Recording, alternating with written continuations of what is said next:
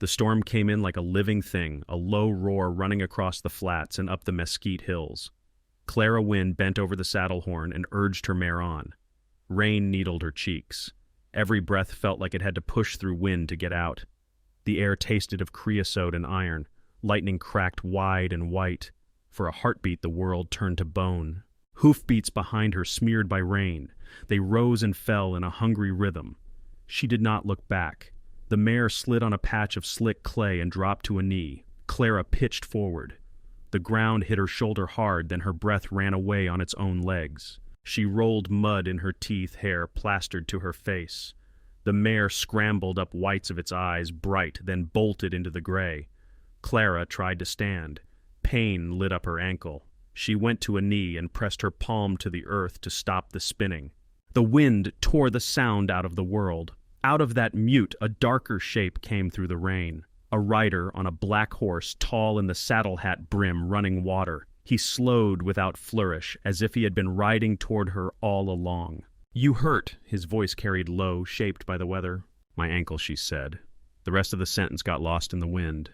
He swung down. Boots sank in the mud. A gloved hand reached for her warm through the wet leather. He smelled of wet horse smoke and rain. He slid his coat from his shoulders and put it over hers. The weight of it steadied her. You can ride. His eyes were a cold gray, the kind that holds a sky inside it. She nodded. He helped her up onto the black.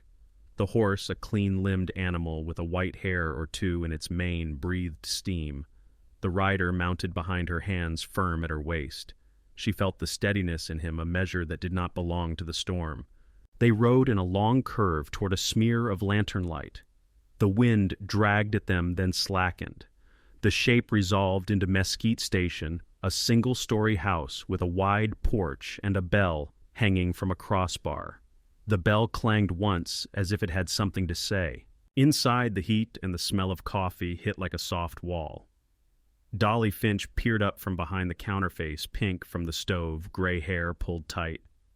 Her eyes flicked from Clara's wet skirt to the man's coat on her shoulders, then to the gate knife tucked high in his boot when his coat hem lifted. She did not comment. She slapped a tin mug on the counter and pushed it toward Clara.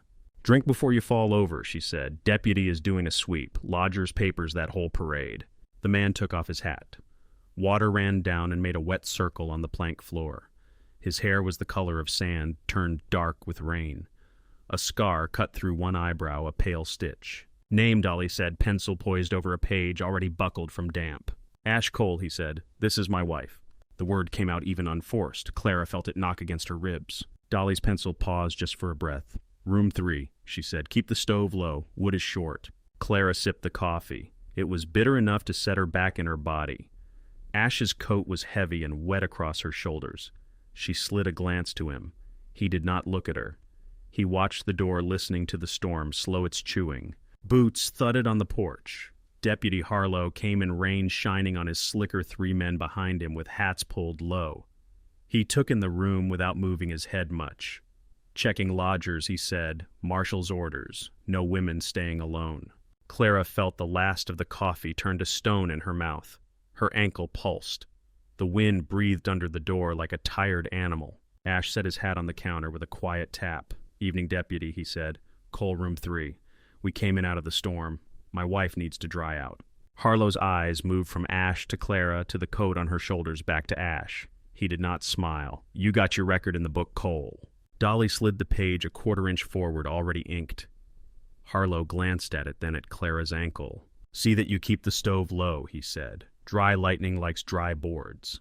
He turned and was gone, rain closing behind him.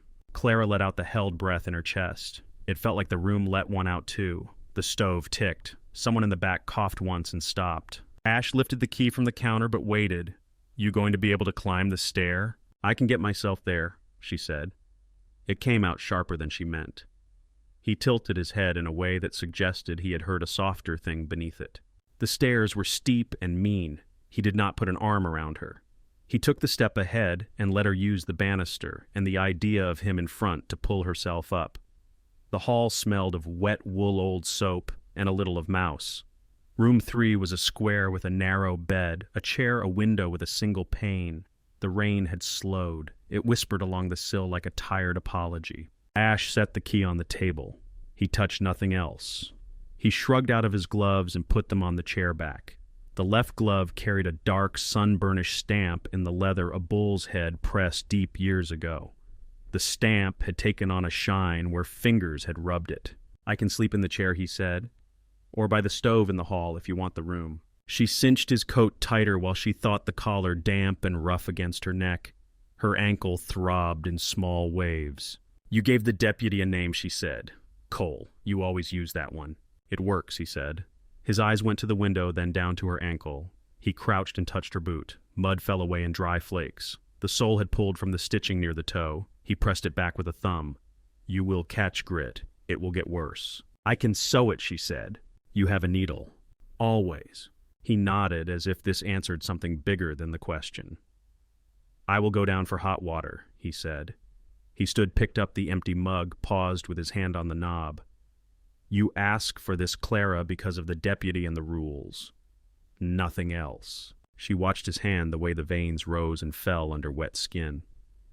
"I ask because I do not want to be alone when men with papers start asking who I belong to." He held her gaze for a beat, as if measuring how much of that was the weather and how much was bone. Then he left. She sat on the bed with his coat around her and let the room get quiet. The rain thinned to a soft tapping. She unwound her bootlaces and eased the boot off. The skin above the ankle had swollen under the sock. She prodded it once, hissed, then laughed at herself for the sound small and sharp. On the chair, Ash's gloves dripped the bull's head stamp, dark as a bruise. The knife in his boot had been a quick splash of silver when he stepped up on the porch there and gone. She had seen men who carried knives like that. Usually they wore them like a promise. Ash had worn his like a tool. He came back with a dented kettle and a folded cloth that smelled faintly of lye. Steam curled up. He set the kettle on the floor and crouched again, palm steady on the side to hold it. He did not reach for her ankle until she lifted it. He wrapped the cloth and poured a trickle of heat over it. The ache dulled the kind that comes when pain is finally allowed to talk. "Thank you," she said. "Do you want food?" he asked. "I want to sleep without waking to a hand over my mouth," she said, too tired to aim the words. He went still at that like a horse that has caught a sound far off. He folded the cloth tighter, then stood. "You can bolt the door," he said. "I will take the chair in the hall. If anyone asks questions, they can ask me." She waited until he stepped out and pulled the door almost closed, then slid the bolt. She listened to the quiet on the other side, the muffled scuff as he settled into the chair. The storm had drained itself. The wind ran a slow hand through the mesquite. She lay back and pulled the coat to her chin. Sleep came like a rope tossed from a high place. Before it took her, she saw the glove again, the stamped head of a bull. The shape tugged at something she could not name. Downstairs, Dolly rinsed the mugs and stacked them. She wiped her hands on her apron and glanced at the ledger. Her mouth twisted in a thoughtful way. When she went to take the kettle back up, she paused in the hall. Through the gap in the door, she saw Ash's profile in the chair, eyes open and quiet, that pale stitch through his brow. "Cole," she said, not loud, testing how the name sat in her mouth. "Funny. I swear I have seen a glove like that before." His eyes did not leave the far wall. "Lots of gloves in Cochise County," he said. Dolly watched him another second, then nodded to herself and moved on. The wind slipped under the eaves and held its breath. Clara woke to a quiet so soft she could hear the stove tick. The room smelled of damp wool and faint lye. Her ankle had stiffened and gone heavy, the kind of hurt that made its own small weather. Ash's coat lay over her like a sentry. On the chair, his gloves had dried into a darker brown, the pressed bullhead dulled under a skim of moisture. She sat up and saw her boot on the floor. The torn sole had been stitched with small, even bites of thread. The stitches followed the old holes as if they had been waiting for a hand that knew how to listen. She traced the work with a fingertip and felt a tug in her chest that did not belong to pain. A rattle at the latch, Dolly's voice through the door, hot water and bread. Clara slid the bolt and took the tray, steam fogging the cold window. Out in the hall, Ash had slept in the chair. He stood now and straightened as if he had only been resting his eyes. He looked the same, which meant he looked a little worn at the edges. Dolly's glance went to the mended boot, then to Ash's hands. She said nothing, only pointed her chin toward the street. Clerk will be at the office before the sun gets mean. If you need things written down, get them written now. They ate by the window, splitting a heel of bread and a hard-boiled egg that had been salted too early and tasted like the ocean. Ash said little. When he did speak, it was practical. We can get you a walking stick from the woodpile. We should ask the clerk about land by the river. Straw for the bed costs less than wool. The morning had washed the sky pale and clear. Mud lay in long ribbons across the street. The Mesquite Crossing office had a door that stuck near the top and a bell with a crack. The town clerk wore sleeves rolled to the elbow and kept a pencil behind his ear. The ledger smelled of dust and wet rawhide. Names, the clerk said without looking up.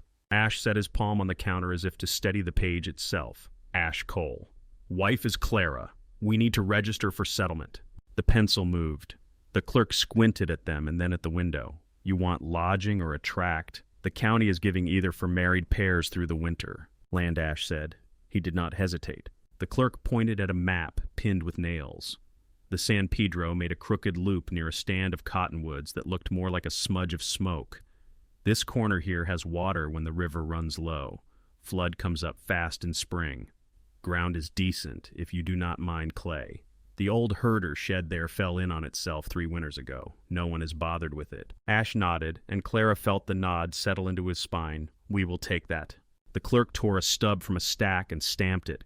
He slid the key to a storage shed and a chit for timber that would never cover everything. He waved them off with the hand that did not hold the pencil. Next, the road to the river carried the scent of creosote and wet dirt. The land opened where the hills leaned back and the water lay broad and brown. Cottonwoods stood like tired soldiers with most of their leaves already gone. The herder place was a sagging cabin with a stove that coughed when Ash tried it and a barn that leaned the way a man leans when he listens to the wind. The fence had fallen flat in a few places, wire curled in loops like old snakes. Ash tied his horse in the shade and set a shoulder to the door. The room inside held a bed frame, a table with a friendly slant a chair, and a piece of mirror in a frame nailed crooked to the wall. Clara stood in the doorway, with the key still in her hand. The air inside carried a thin tang of old mouse and a sweeter note of dry sage that had ridden in on someone's coat years ago and stayed. You should sit, Ash said. He crossed to the stove and fed it a handful of sticks. The fire caught slow and grumpy. The flue knocked once like a fist on the roof, and then drew better. She did not take the bed. Not yet. She sat on the chair and watched him move in the small space without taking more room than he needed. He set his bedroll near the stove and flattened it with a palm. He kept his hands low gentle with objects the way a man gets when he has broken enough things to know the cost. He went out to the yard and came back with a stack of wood that looked too big for one trip. He set it by the stove and then unwrapped 2 biscuits that Dolly had tucked under the cloth without a word. Eat the warm one, he said, and waited for her to pick. They worked until the light fell yellow through the doorway. Ash climbed on the roof and pushed dried mud into the cracks. His boots left dark crescents where he stepped. Clara found a tin bucket and carried water from the river, her ankle complaining as it took each irregular patch of ground. When she slipped on the bank, Ash was suddenly beside her, his hand under her elbow, the other holding the bucket steady, so that the water did not lose its line. You walk like a person who does not like help, he said. It was not a joke and not a push. It sat in the air between them like a small truth. Help has not been a gift, she said. She was surprised at how easy the words came. She lifted the bucket and went on. The fence on the western side drooped. They pulled at the wire together, leaning back, boots dug into dirt. The metal sang, and then snapped loose, skipping across Ash's shoulder. He grunted, then looked down at the bright line of blood that opened near his collarbone. Clara dropped the plank she had been holding. Hold still. Her voice came out steady and close to his ear. She dipped a cloth into the tin pail and wrung it. The water ran red and then clear and then pale pink. The cut was not deep, but it was long. She cleaned it with the focus of a woman who has needed to fix what breaks because no one else would. Ash did not flinch. He looked past her at the river and let his breath settle into a rhythm that she could almost match. "You have done this before," he said. "I have," she said. "Once near Washita, after a rain that did not know when to stop, I pulled a man out of water that was trying to keep him. He had eyes the color of weather when it is thinking about turning. He did not say a word. He held onto my hand until the nothing of night took him. In the morning he was gone." Ash's eyes flicked to hers, then back to the water. He swallowed once as if the words had a taste. She pressed the cloth again and tied the ends above the cut. "There," she said. "That will hold long enough for the skin to remember what it is for." His mouth pulled at one corner. "You talk like a person who sews more than cloth." "I sew what I can," she said. The next day was market day. Mesquite Crossing woke up early and loud.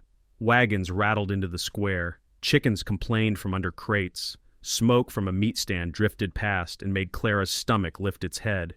She walked close to Ash because the crowd squeezed from every side. Faces turned with the kind of curiosity people think they are hiding. They stopped at the blacksmith's post. The forge burned a color that made the air ripple. Old Rusk turned with a hammer in his hand and regarded Ash under a brow that had been singed short a dozen times. He nodded like a man nods to a story he almost remembers. "Morning, Cole," Rusk said. "Thought I knew a pair of gloves like that." He looked down at the stamped bullhead as if it had spoken. Not many of those left in Cochise County. Ash did not rise to it. "Need shoes for my horse," he said, "if you have time this afternoon." "For you, I remember time," Rusk said. He spat into the dust, then grinned with only half his mouth. "Word is, a Calder outfit used to run their stock up the river bend that looks like a horseshoe." He let the remark go like a feather on a stream and picked up the next bar of iron. The woman at the dress stall folded a length of calico and slid a discreet glance at Clara's ringless hand, then at Ash. Another woman dipped her chin to Clara in a way that said, "I see you and I see him, and that is enough." A boy with a face full of summer freckles lingered and said to no one that he had never seen a horse as black as the one tied near the trough. A ranch hand tipped his hat and said that him under his breath so it would not be a statement. Clara held a list they had made for flour and salt and a handful of nails. Her ankle found a beat it could manage. When they moved, it was in a line that felt shared. Now and then, Ash's hand found the small of her back, a light contact, not possession, more like a touchstone in the press of bodies. They sat on the rim of the square to eat a wedge of cornbread that crumbled into their hands. Clara watched Ash watch the town. He did not seem surprised by the looks, only patient.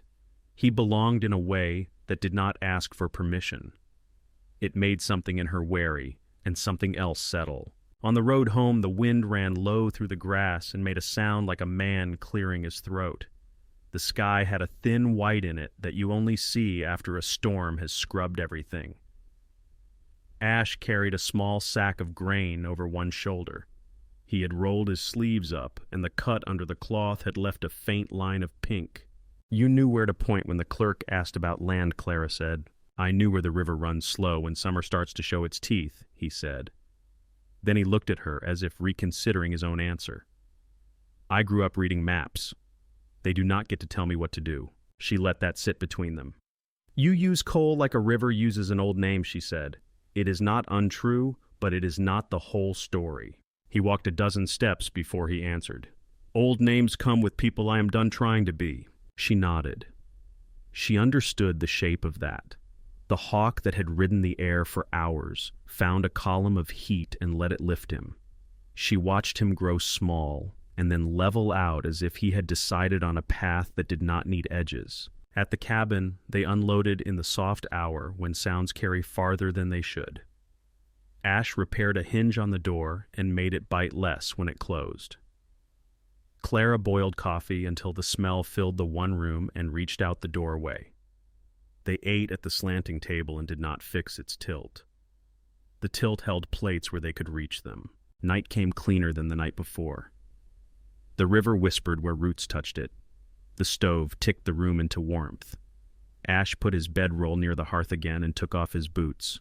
Clara sat on the edge of the bed and removed her mended boot and ran her thumb over the stitches as if they had written something meant for her and not for anyone else. He noticed. He did not speak. She woke in the dark to a sound that was not the river. It was a small sound like coins counted near a wall. Then she realized she had dreamed it because she was in the cabin and the sound was far away. In town, a man with a scar across his lip leaned into a corner booth in the saloon. He counted out silver and folded a paper tight. The paper had a red blob of wax near one corner and letters stamped into the seal. He smiled to himself without showing teeth and slid the paper inside his coat. The room smelled of whiskey and spilled beer and something sweet that had burned. He tipped his hat to no one and went out into air that had begun to cool. The door swung shut and took the noise with it. By noon, the light went hard. The fence wire sang when they pulled it tight. Clara braced a heel and leaned back until the line gave and settled. Dust rose and hung in the air like breath that had lost a body. Ash worked beside her with the calm of a man who saves his hurry for when it counts. The bandage above his collarbone had bled through in one thin thread of pink. He wiped sweat with the back of his wrist and looked toward the river, as if it were reading out the hour. Clara rinsed a strip of cloth and wrung it. The water in the tin pail showed a broken version of the sky. She pressed the wet cool to his skin. Her hands were sure. The habit of fixing things had done that to them. "You hold still better than most," she said. "I have been given reasons to learn," he said. She folded the cloth and tucked it into the neck of his shirt so it would stay. Her thumb grazed the old stitch through his brow. It put a little lift in her breath. "Washita," she said, and surprised herself by saying the rest. "I dragged a man into an empty shed after a flood. He had river mud in his lashes and a gash on his leg you could not see until the water ran clear. I stole thread from a peddler and sewed the skin shut while the rain argued with the roof. He never said a thing. He just kept his eyes on mine like he was choosing to stay. In the morning, the place was empty. I thought I had dreamed him." Ash's gaze moved to her and stayed. The gray of his eyes went soft around the edge like slate when it holds a little light. "You did not dream him," he said. Her mouth opened and did not find a word. Wind tugged at the top strand of wire until it hummed. "That was me," he said. "I have tried to remember what you looked like since, and all I could hold was the way your hand felt when I forgot how to breathe." The river whispered in the cottonwoods. The sound reached them late, as if it had taken the long way. Clara kept the cloth where it was. Her fingers kept touching his skin, as if they had been looking for this place. She let him see her looking. No one said anything more because nothing useful was left in words. The afternoon threw a shadow of errands that could not wait. The horse needed shoes. Nails were down to a palmful. They rode into Mesquite Crossing with the ease that comes from having a place to ride back to. The square held the usual noise, but there was a new tone from people who had decided that watching them might be its own kind of work. Old Rusk had the forge blowing hot. He took one look at Ash and put the hammer down. The lines at his eyes made a smile without much effort. "Well now," Rusk said, "if this is not a Calder glove, come walking." He tapped the bullhead, stamped on the leather with a finger black with soot. "Thought your kind had traded cattle for ledgers." Clara felt the word Calder land between her shoulder blades. She waited for Ash to correct it. He did not. "I need shoes," on the black Ash said. He reached for the halter hanging by the post as if nothing had been said that mattered. Rusk snorted and spat into the dust. "Bring him round after sundown," he said. "I can make time for a man who remembers to watch where his animals step." Then he leaned closer and spoke lower. "Your father kept a map on a wall with a nail through the bend in the San Pedro.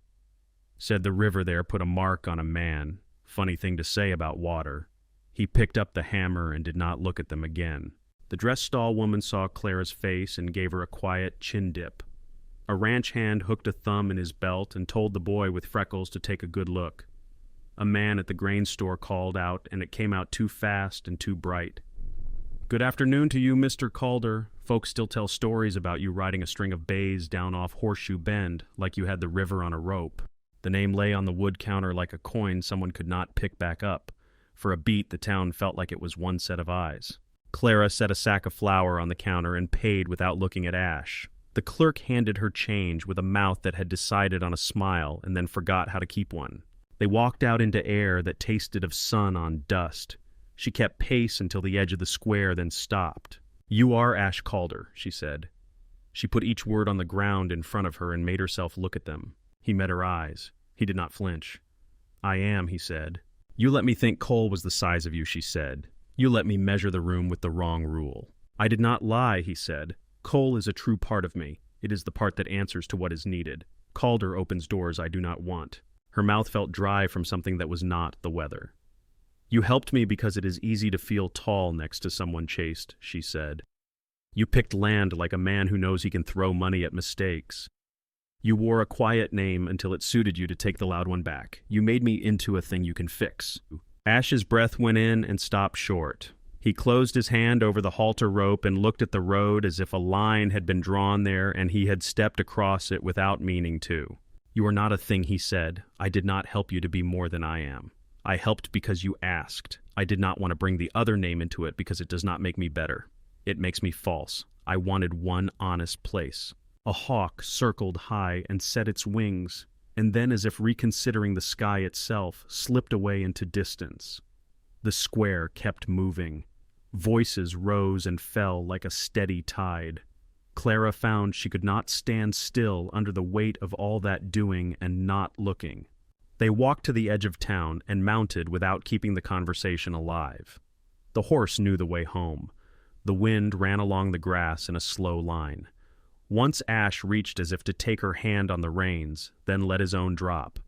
At the cabin, the light had softened and turned the cottonwoods into thin fingers of smoke. They put the bundles where bundles needed to go. The room held its one small heat. Ash set the sack of grain by the door and reached up to touch the hinge he had straightened the night before. The boot knife he had used to wedge the hinge was still on the table where he had left it to cool. He did not notice it.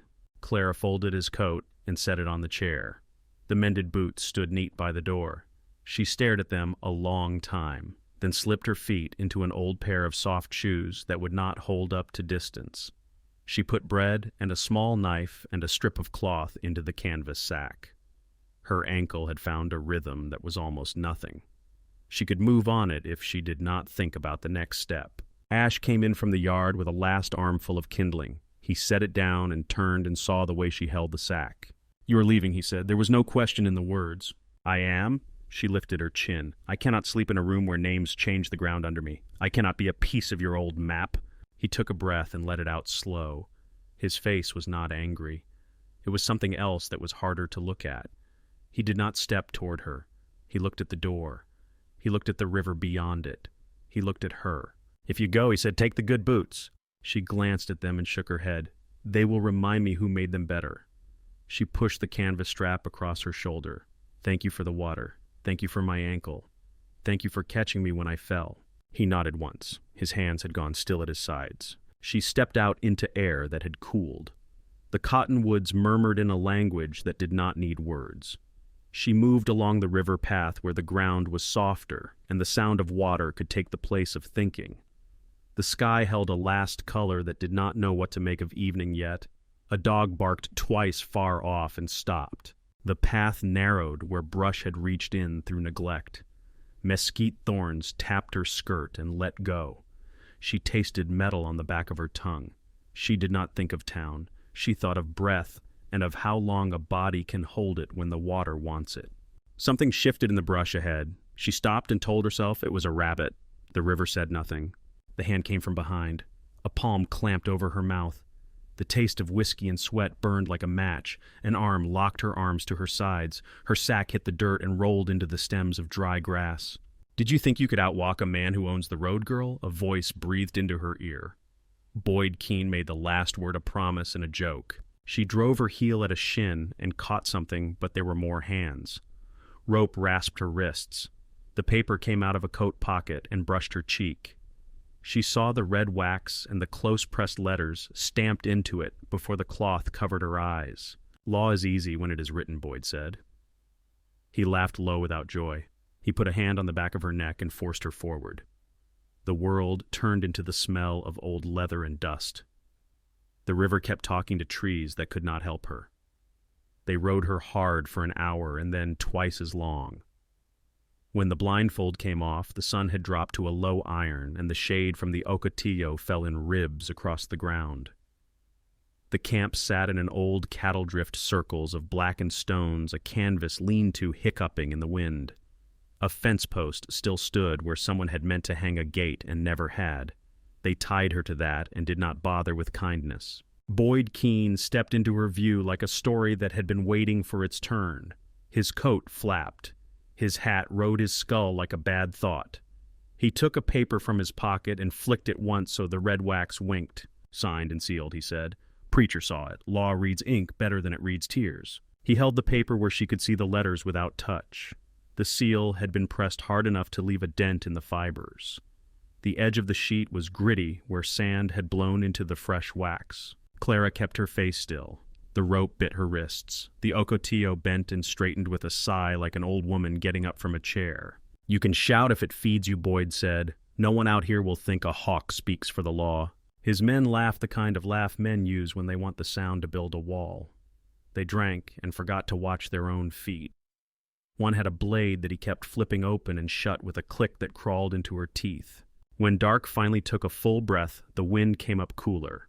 Somewhere out in the black, a horse snorted a low, steady sound. A shape stepped out of the night and made the firelight lean away from itself. The black horse breathed steam, and the rider sat quiet, hat low, rain-marked coat, drying in patches. "Let her go," Ash said. Boyd's humor lifted and then fell. "Look here," he told his men. The gentleman husband put on a coat and came to fetch his lady. He set the paper on a crate and smoothed it with 2 fingers. "This says she stays."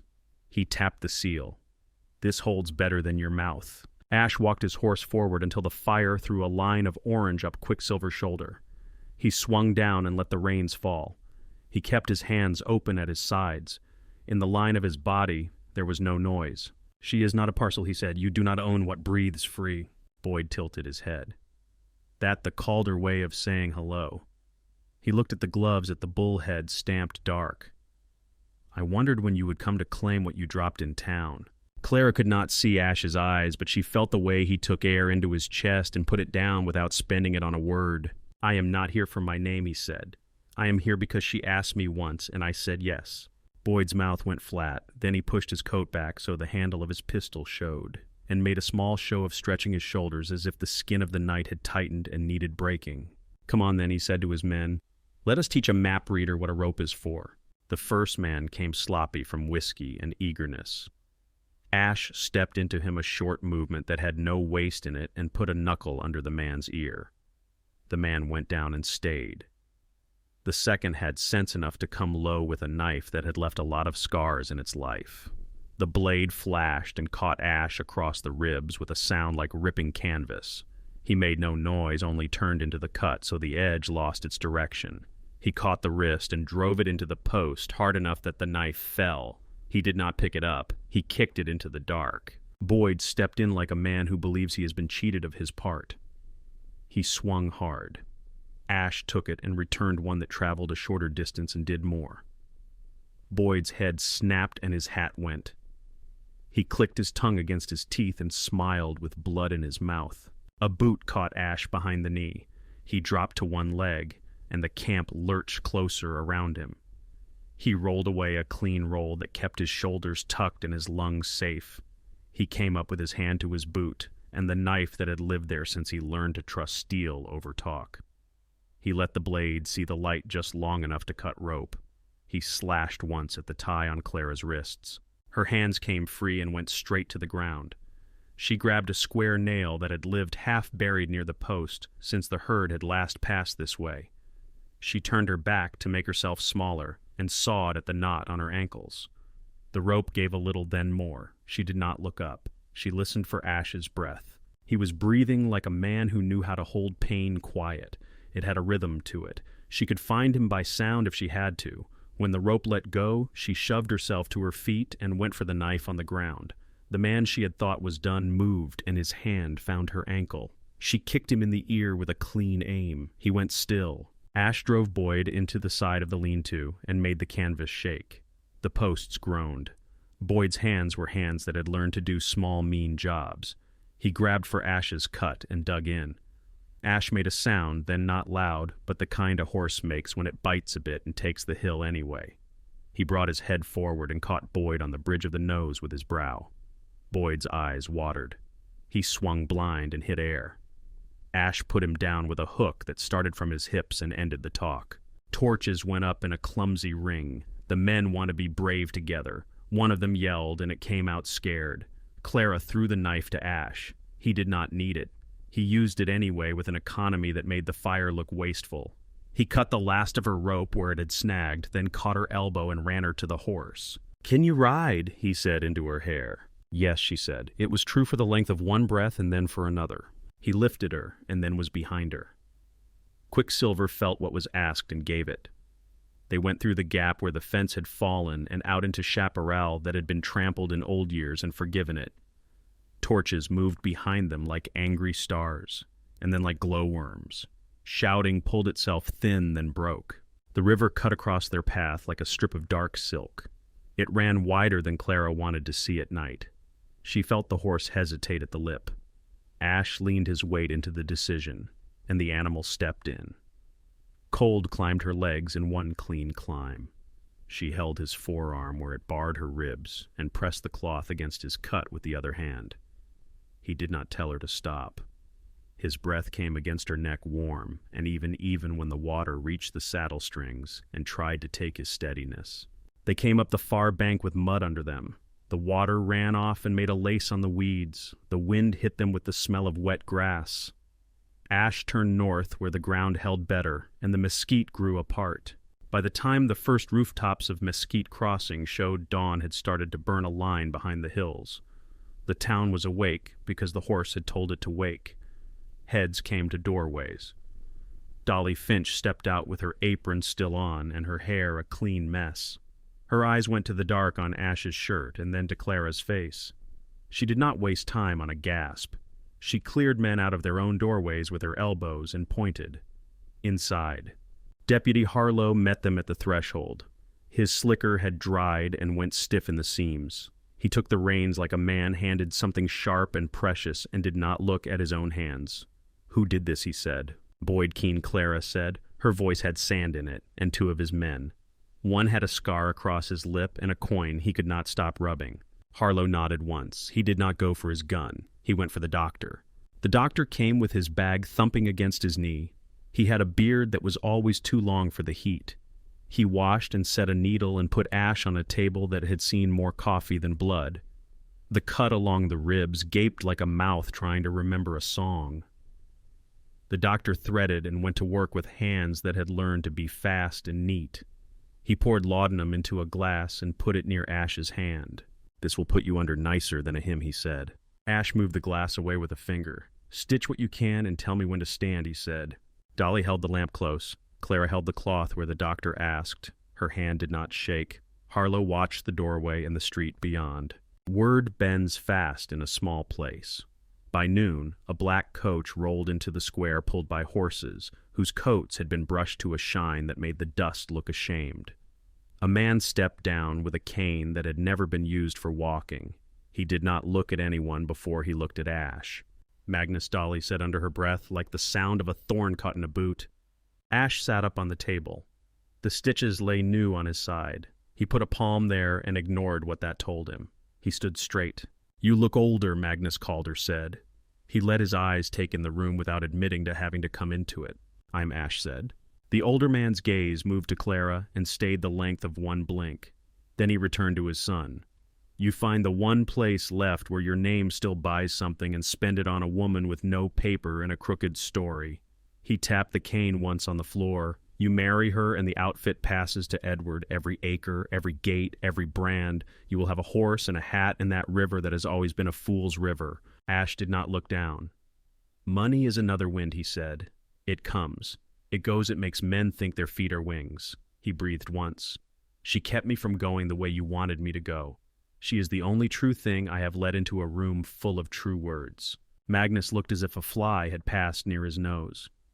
He turned to leave before he had fully turned like a man used to doors being open when he needed them.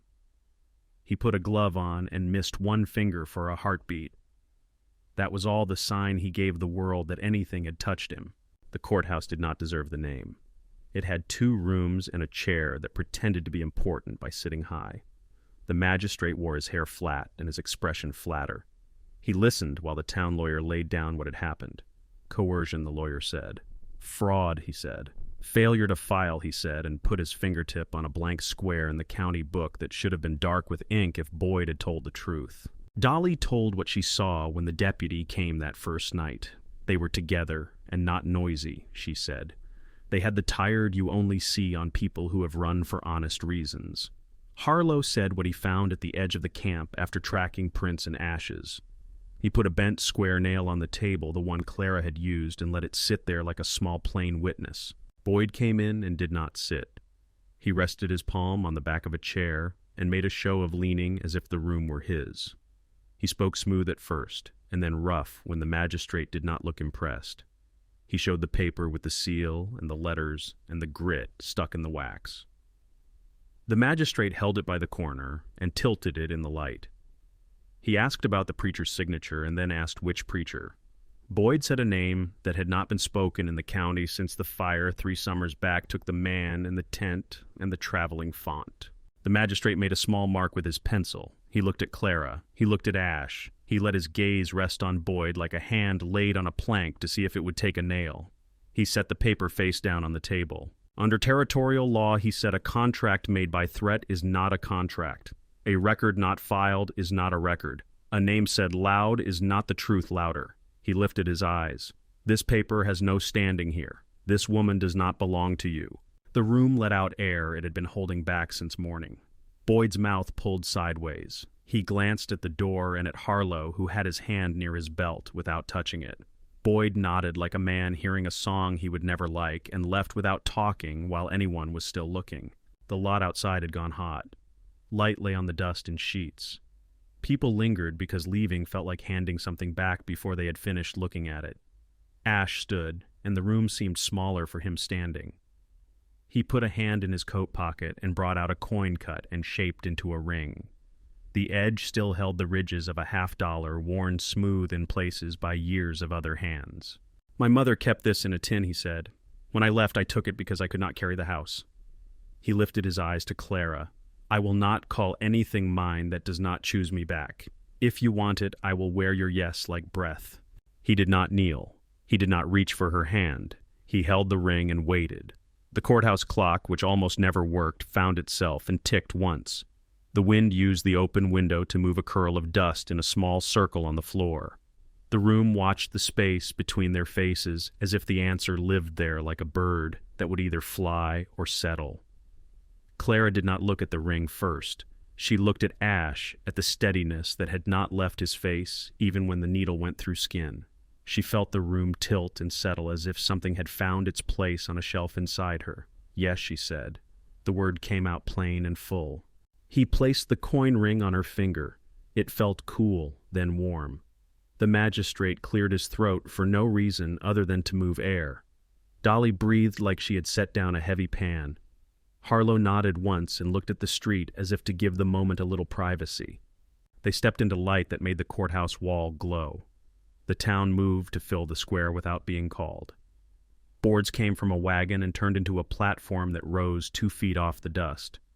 A few men set chairs for elders and left stumps for the rest. Someone ran a length of plain rope between 2 fence posts to mark a place to stand. The wind walked the edges of all of it and set the mesquite to talking. Ash waited at the center in a clean shirt that would not stay clean.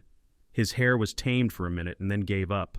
Quicksilver watched from the shade with his ears forward, still dressed in river mud up to the knee. Clara came through the grass in a dress that had been brushed and mended in 3 spots that showed if you knew where to look. She had braided a thin loop from her horse's tail hair and tied it with a small knot that held better than it looked. She climbed the boards without needing a hand. Ash held one out anyway. She put her palm in his and felt the old heat pass back and forth. They faced the town and then faced each other. The wind pulled at his words, but not enough to take them. The night in Mesquite Station you asked me to say I was your husband for long enough to outlast a rule, he said. I did not stop saying it. I just learned how to mean it. Clara lifted the braided ring and slid it over his finger. No gold, she said. No paper that can be lost in a flood. I want the weight of your hand on a bad day, and your quiet when the room is loud. She took his other hand and held it up between them. It is these that make a thing right.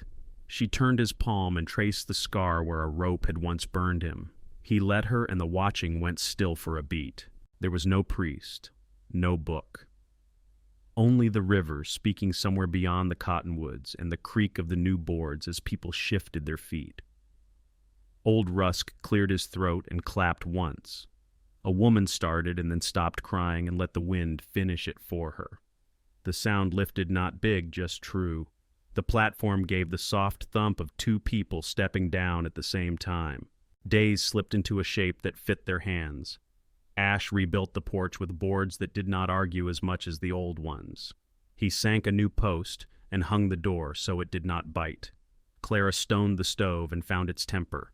She planted wildflower seed along the fence and watched green threads find their way out of brown for no reason other than the one they had. Letters came edged in wax and full of names for money that did not live here. Ash fed them to the stove without breaking the seals. The paper took a flame that showed blue for half a second where the wax ran. He watched until the ash went soft, and then shook his head once, as if brushing off a fly. On Sundays, children came to the porch and sat on steps in the ground. Ash drew letters on a piece of board with a bit of coal while they watched his hand and then copied the shape. He taught them how the river's bend could look like a horseshoe on a map and still be water under a bridge in your boots. He showed them how to count fence posts by span when you had lost your numbers. Clara kept a ledger in a school copybook and sold soap and bread to travelers who smelled of trail and slept deep. She oiled bridles and showed a neighbor girl how to stitch a tear without pulling the fabric puckered. She spoke little when the room was full, and when she did, people listened because the words had earned their way out. One gray afternoon she opened a trunk they had found in the barn. Mouse nests had tried to own the bottom and failed. A small leather pouch lay in a corner the color of old riverbank. Inside was a piece of cloth gone thin from washing and years. It smelled faintly of smoke that had long since cooled. Along the edge in clumsy charcoal thread was a mark she had made when she was younger and scared, and pretending not to be. She held it like a found relic, and felt the day at Washita reach across to touch her now. Ash came to the door. His shirt stuck to the line of his scar where the cut had healed too tight. He saw the cloth and did not ask. "You kept it," she said. "You gave it to me when I did not have anything else to call mine," he said. He stepped in, and she put her palm on his chest. The old wound under her hand was the same as the new one. He covered her hand with his and did not speak. Evenings found them on the porch. The river sounded like a long breath behind the trees. The sky threw a wide gold and then let it fall.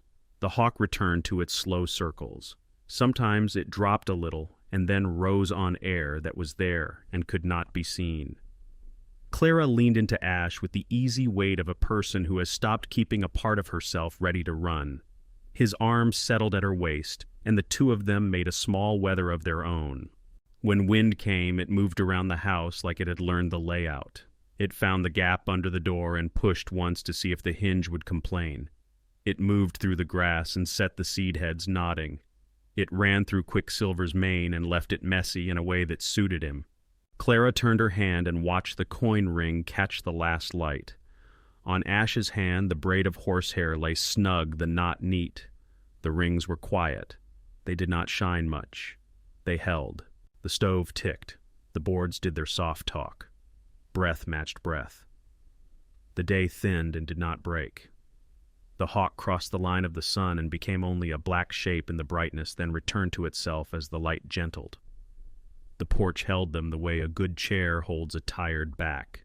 They stayed where the wind was and let it pass through without having to follow it anywhere.